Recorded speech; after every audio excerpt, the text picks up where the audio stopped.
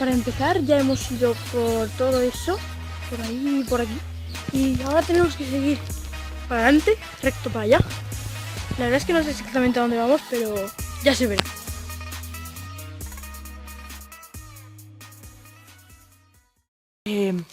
Es por la noche ya y hemos vuelto porque queríamos entrar en un sitio muy tocho que hemos visto antes, pero que no podíamos entrar porque era de día y nos iban a ver. Entonces ahora vamos a dar la vuelta otra vez por el mismo sitio de antes y si conseguimos entrar pues lo veréis.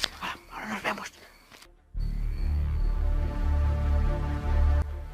Ahí detrás está Nico, pero no se le ve. Y ahí está Matías subiendo.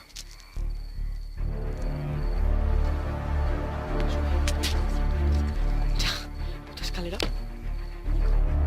Se ha ido ya para allá.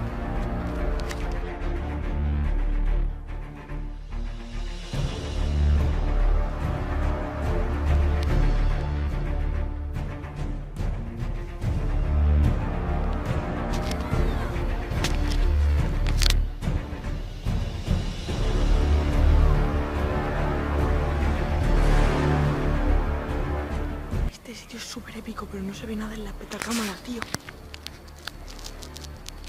Vale, ya hemos terminado. Hemos ido a otro tejado y ha sido muy épico porque es que casi nos pillan. O sea, había un hombre que ha estado a punto de vernos. Y mira, hemos ido. O sea, fijaos, eso de ahí. Y la iglesia estamos por detrás. O sea que hemos dado toda la maldita vuelta. Ha sido muy peto épico, Joder, qué guay.